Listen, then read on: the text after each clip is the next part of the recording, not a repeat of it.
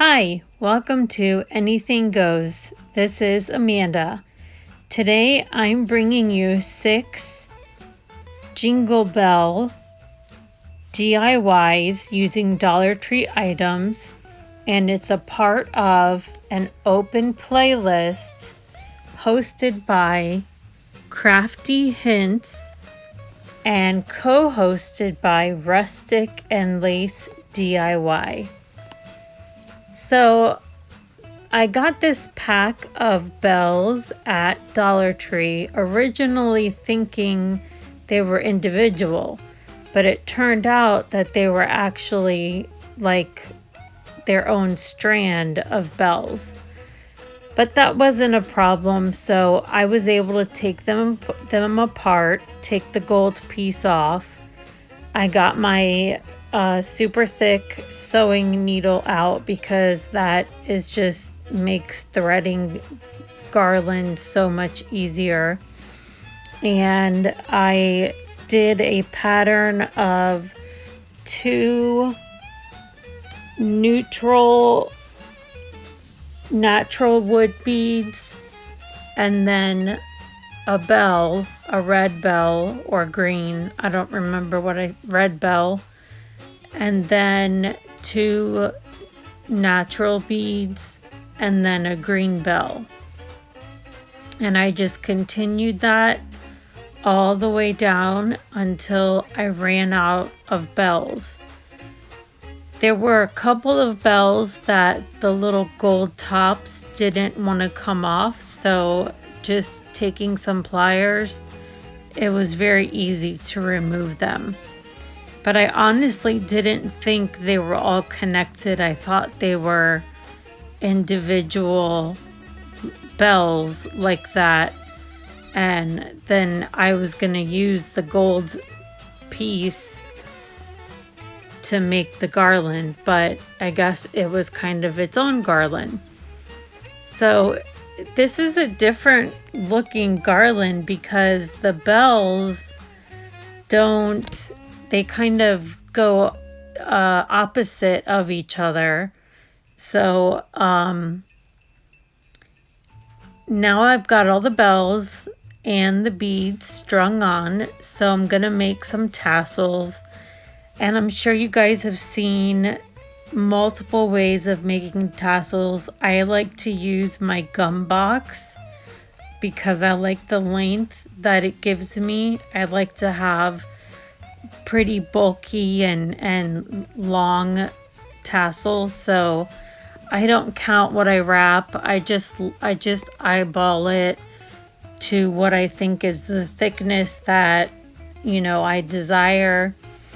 And once I get to that point, then I cut another piece of that.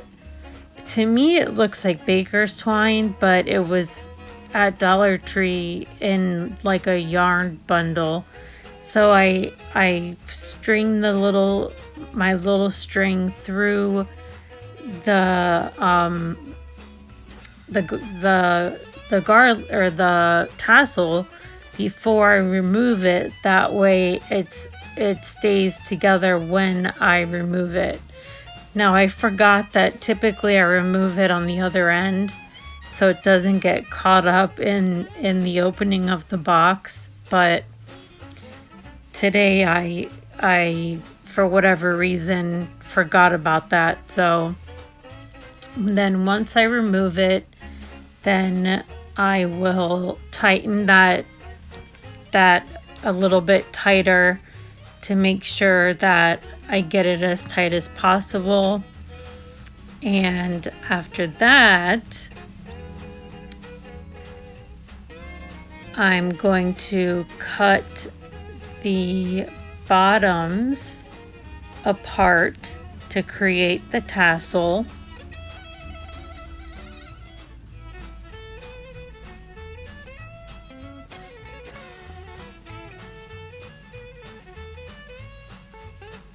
And once I have that done, then I like to have a large loop at the top of my tassel So I kind of measured out using my finger that loop, and I'm just gonna take another little string, which actually I think I cut it too little and I had to go back and cut a bigger one because I was battling it. Me and the baker's twine were having a fight. But I take one string and I tie it where I want it to be. So my loop, oh, I guess I didn't battle it. It was a battle at first, but no, see, I took it off and I decided to just cut another piece and not battle such a small piece. So going through that same process again, kind of measuring it with my finger and then laying it on the table, trying to keep it in place, and then tying it off with the string. A lot of times I like to make my tassels and I will wrap them with the same material or the same yarn or same whatever it is that I'm using, but in this case I wanted to make it a little bit different, so I gave it its haircut so that way things were a little more even, and instead of wrapping it around with the same twine, I'm gonna wrap it with this red ribbon, which I thought would give it a nice pop. Since the colors of the garland are red and green and then the natural beads, then I went ahead and glued this all the way around instead of wrapping the same twine or yarn around it. And that's what I used for that center section for my tassel. Now, I have not mastered attaching tassels because I like to have that loop. So I usually just attach it through that loop. But sometimes when I tie it off, it creates like a little the knot. You can see the knot, and I don't like being able to see the knot.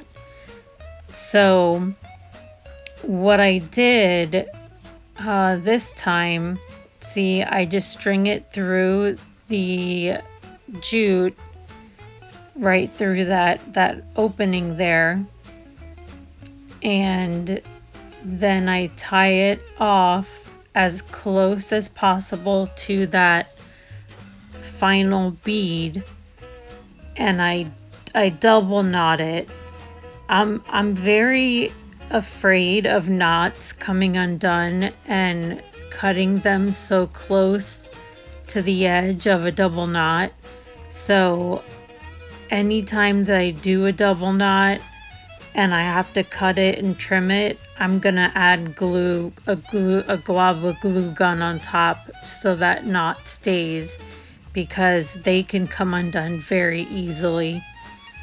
So once I double knotted the knots attaching the tassel to the garland, it left the knots visible, and I didn't like that. So to fix that, I just decided to wrap the jute around the knots a bunch of times just to look like it was meant to be done on purpose.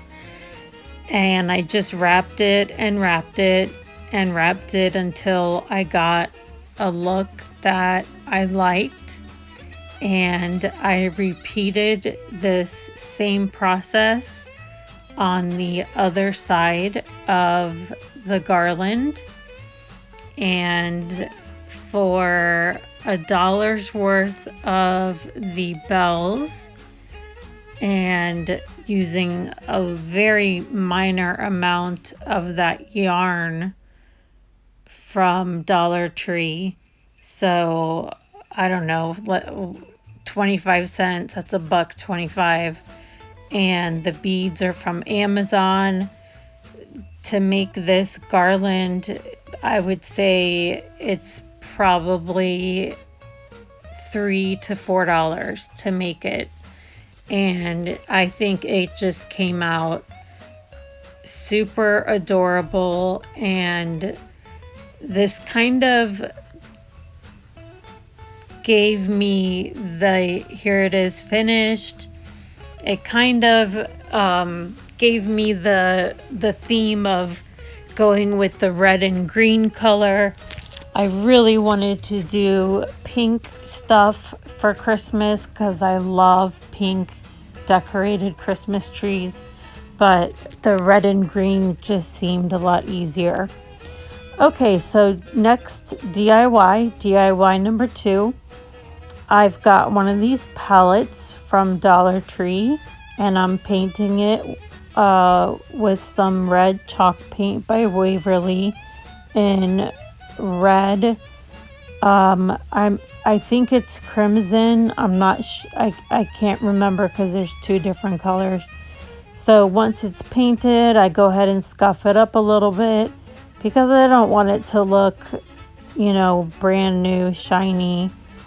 So I go ahead and use my sanding sponge, scuff it up a little bit. Now this particular project, for sure, that palette was $1, and I used 4 bells out of 9 from the Dollar Tree. So let's say those are 50 cents. So this would cost $1.50 to make.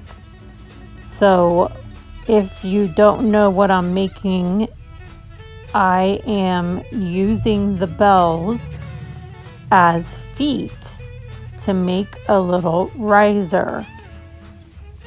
Very simple, 1 palette and 4 bells, and it makes the cutest riser to put something else on top of it, which later in my final display, you'll see what I put on top of the riser. And that's it for this project.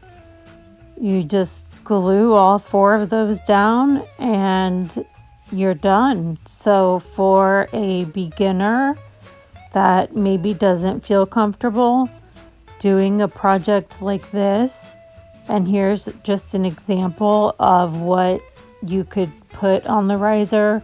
There's a little house from Dollar Tree and a Christmas tree from Dollar Tree. And that just gives you a little, idea of what you could put on the house. That's not what I put on it. Okay, DIY number 3. So this is the little painting replacement rollers from Dollar Tree and 2 red bells. And this is of one of those folded up fabrics from Walmart. And as you can see, I am not using a lot of the fabric at all. So the paint roller refill comes in a pack of 2 or 3.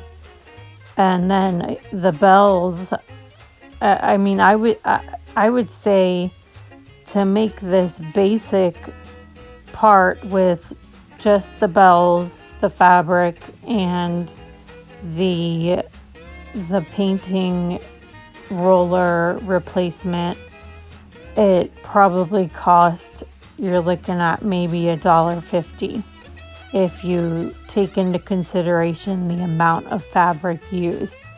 So I'm wrapping the fabric around the painting roller painting roller replacement, and I'm hot gluing it all the way around and cutting off, you know, the excess around the sides as I do it. And I was really trying to be creative with this because there's so many rolling pins out there, and they kind of all look the same and have the same handles. So I was really trying to go for a completely different look using the bells as the handles for the rolling pin. So once I got the fabric glued on, and this is actually a soft rolling pin, not a wood one. So that also gives you alternatives to purchasing the wood ones that can be a little bit expensive. So if you notice on my table, I put there a snowman that is from the sticker pack that I was sent for the mystery box challenge.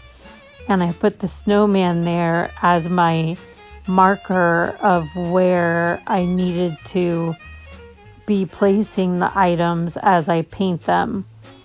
So see, I'm going to glue the bells to be the handles of the rolling pin. Now, I don't know if I got carried away with it. Maybe I should have just left it as it was, but as I was gluing everything together, then I started to feel like it didn't look finished, and then I started to feel like, well, it needed a bow and some kind of something hanging from it. So I don't know, you tell me, did I go too far with the rolling pin? Should it just have been this basic right here where it's just the fabric and the bells, or does the glammed up version look better? So there's just the basic version, and what was bothering me was the ends of the bells connecting to the pin. You could see a gap there. So I brought out my big roll of maroon rope, and I wrapped that around one time and glued it just to cover that gap, because the gap was just driving me crazy. So, okay, so then that doesn't look too bad. You know, it doesn't look like I went overboard. But then after I fixed the gaps, I looked at it and I thought, oh, this still needs something else. I don't know what to put on it. So that's when I might have gone a little overboard for this rolling pin.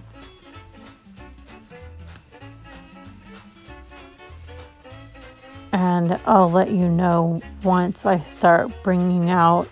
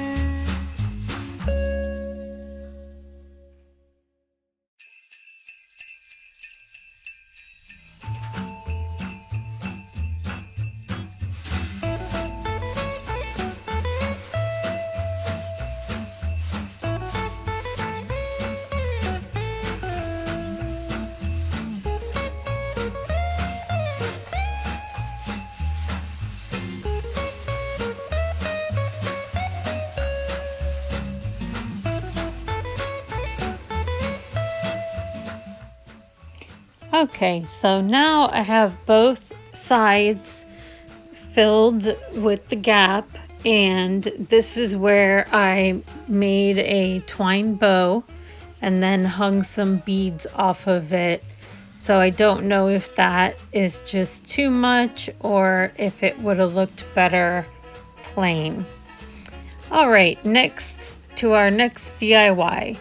So Dollar Tree had a gnome that was made from a bell, and I decided, and I really didn't know where this was gonna go, but I was gonna use the gnome and give him a body, and I didn't expect him to come out to be a full-fledged gnome with everything. So the first thing I did was I removed the fuzzball nose, and I glued on a bead nose just to make it look better or a little higher end than the fuzzy nose. So that was the first step that I did. Then these socks are from Dollar Tree. You get two, it's one pair, you get two of them. I only needed one. And as you can see, I've got my bucket of lima beans there. I don't really mind using lima beans or rice. I don't really have any issues with, food or anything. So I just started to fill up the sock with the lima beans until I got to a point where I felt that it was the width or height, because you can kind of maneuver it to be whatever you want it to be. And once I felt like it was, and I kept checking and I'd measure, and then I was like, no, I think it needs a little more. So I added a little more, and it really doesn't take a whole lot of it to fill up for the body part of the gnome. So I didn't have any rubber bands on hand, so I decided that I was just gonna tie it off with some twine, because I had a lot of twine on hand at the moment. So I just tied it off with some twine, made sure I double knotted it really well, really tight. And after that is tied, then I'm going to cut off that remainder of the sock. First, I'm going to test it out, make sure I like how it looks. I think anybody that watches DIY shows knows that we test things out before we glue them down to make sure that we're gonna like how they look. So after I cut off that excess sock, which I'm gonna save because I will use it later. Then I wanted to go around the other side with the twine just to be safe. And I hoped that with the glob of glue that I was going to put down, it would hit the twine too. Because like I said, I'm afraid of these knots coming undone, especially when they get cut so close together. So I put my big glob of glue down and glued my gnome bell head onto the sock body that I made for him.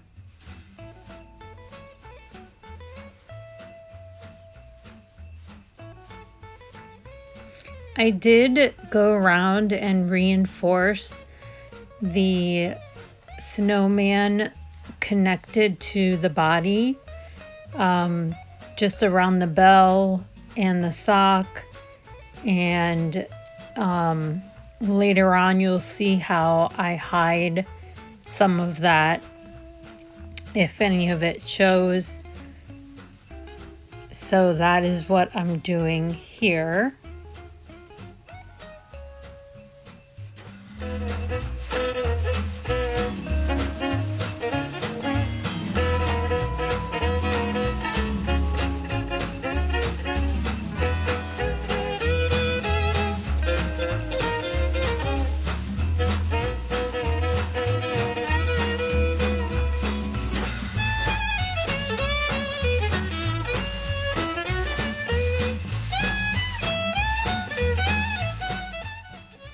Okay, so I grabbed these two Christmas tree ornaments from Dollar Tree and they had a gold bell on them.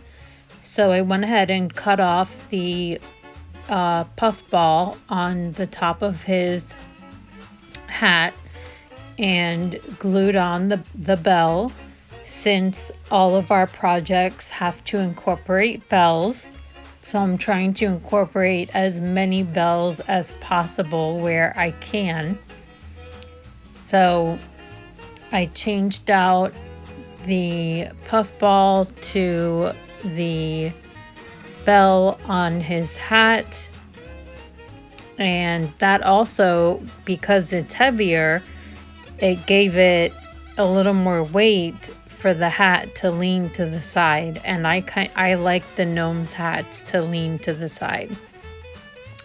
So many of you have seen these baby blankets from last year.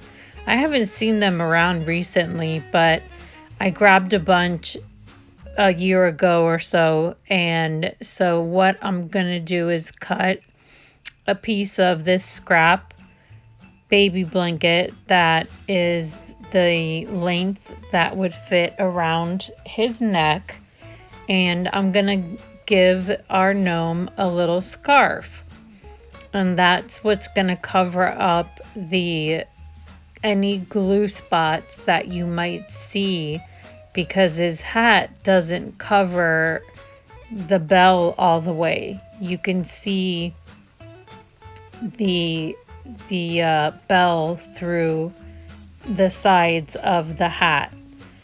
And also the hat was not put on straight, but that's a Dollar Tree item. Sometimes, you know, things are not perfect. So I just wrapped it around his neck, made sure I got his beard out, and tied the scarf into a double knot around his neck, and then I cut one side longer than the other side, and I don't think I show doing this, but eventually the longer side kept opening up and becoming wide, so I did glue them together so they wouldn't do that.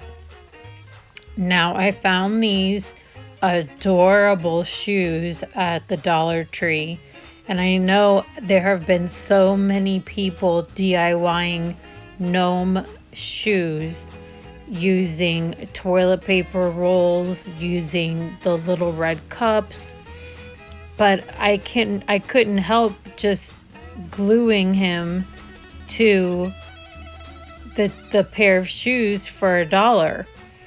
So what I thought was gonna just be a gnome that I glued to a body now became a standing gnome with feet. So I had to give him legs. Well, the two little like peach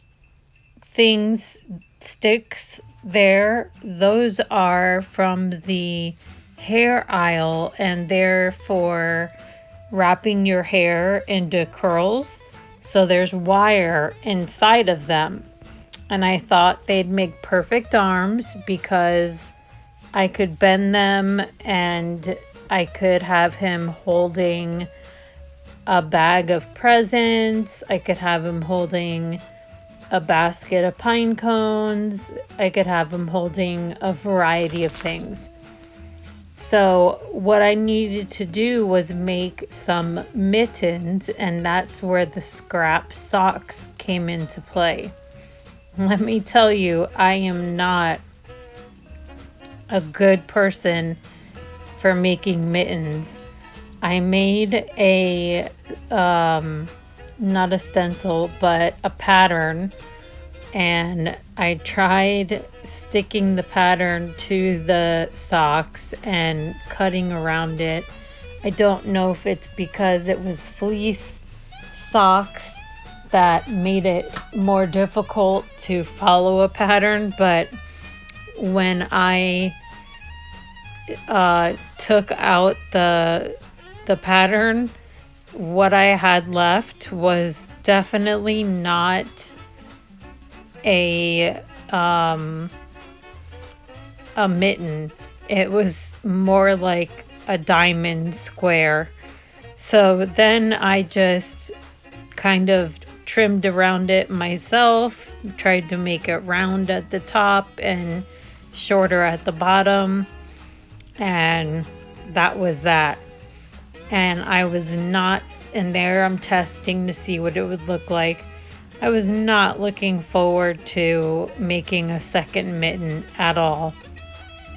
So to glue these on, something interesting about those hair rollers is the glue gun melts the foam, which I didn't expect it to, because I've glued things to the foam noodles, and I guess I thought they were made out of the same stuff, but they're not. So you have to be careful because they do melt.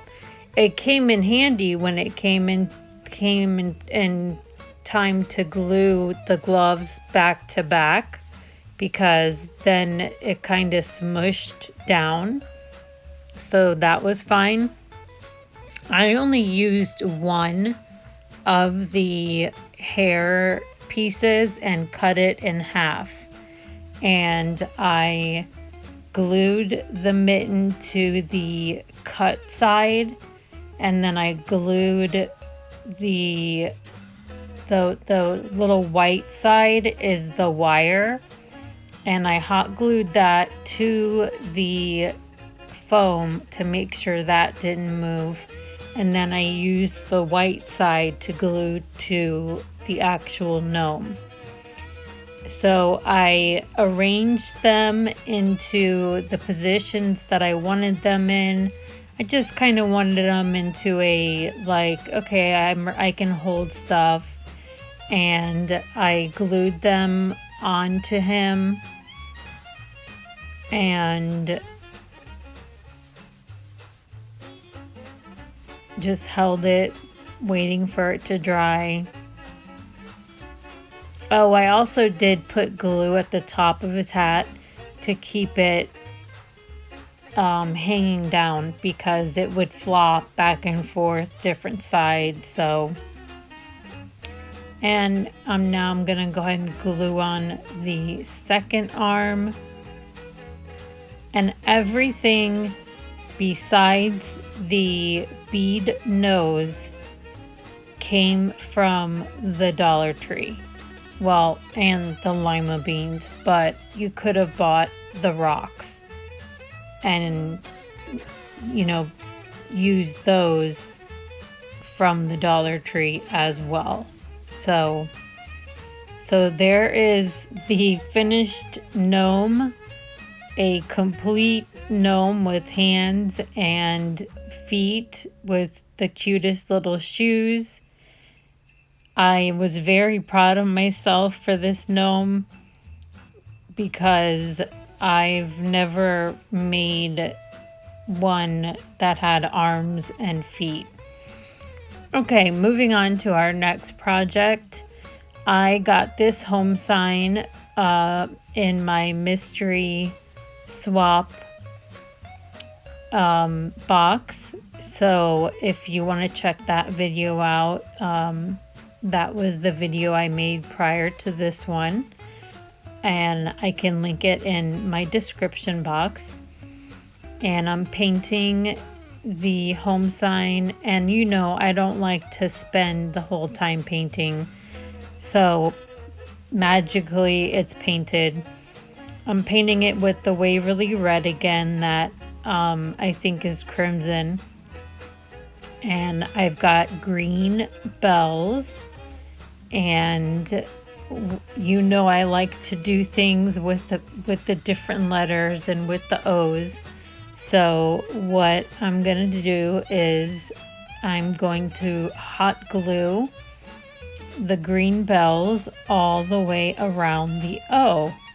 So it sort of looks like a wreath, if you will.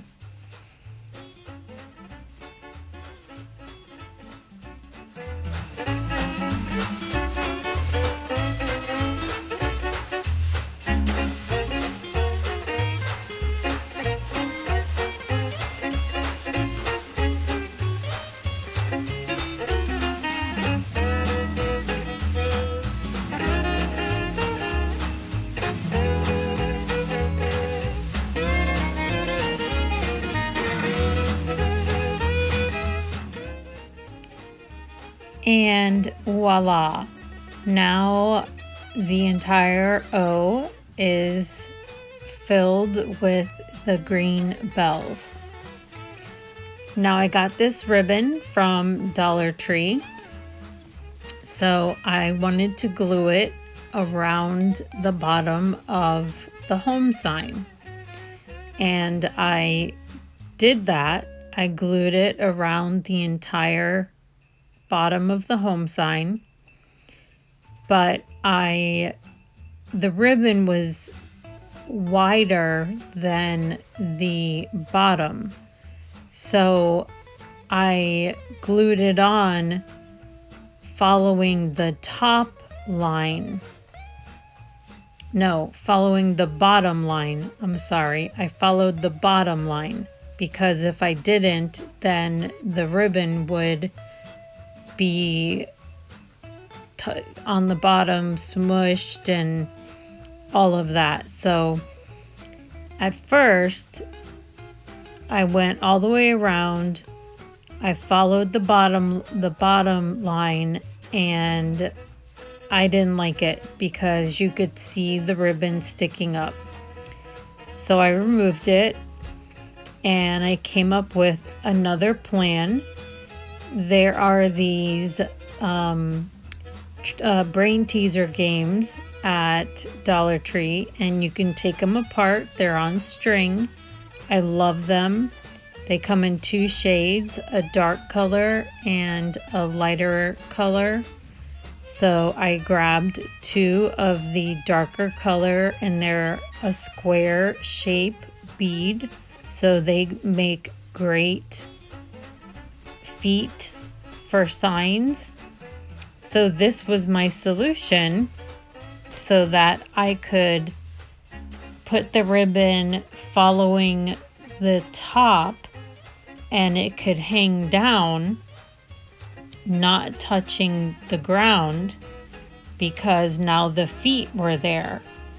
And when I ripped off the ribbon, it's unbelievable how much of the glue actually stayed on the wood, because I always have a hard time gluing wood to wood. I typically have to use wood glue, but I guess because it was ribbon on glue, I'm not sure, but it was on that sign. So I tried to just sand it off a little bit, and as I did that, I scuffed it up, so that's okay. So now I'm following the top of the base of the sign, and the ribbon can hang below, and that's okay because there's feet on the bottom. So I thought it was important that you guys see and I always say this, the process that we go through when we do something and we don't like how it comes out. So here is the final outlook for the home sign. I added a Dollar Tree bow that comes in a big pack of them. And this one, I didn't show the whole, I didn't record the whole process, but I painted it. I decided not to go with the moss. I went with the darker chalk paint, and I painted the clay pot all the way green.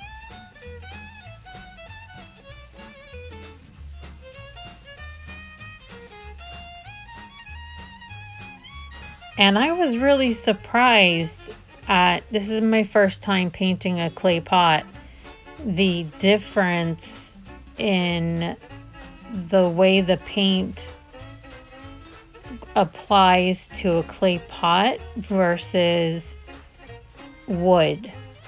It seems like on wood, one coat is smooth and solid and doesn't leave streaks, but it on the clay pot, it was very streaky with one coat. But I was okay with that because I wanted this to look weathered, so I didn't have a problem with just putting one coat of this color. I painted the inside. You don't have to because you're not really going to see the inside, but that was just a preference for me for it to feel like it was finished. So once it was painted, then I made a mixture of cinnamon and Mod Podge. That's what I either use paprika or cinnamon. And I put that around the pot, and then I strung the bell through the pot to make a rustic bell. And here is the final montage of how I set up my tiered tray. And I want to thank everybody for watching. I want to thank our host and co-host for having this open playlist. It was so much fun to think outside of the box with regards to bells, and I hope that if you like what you see, you will subscribe to this channel.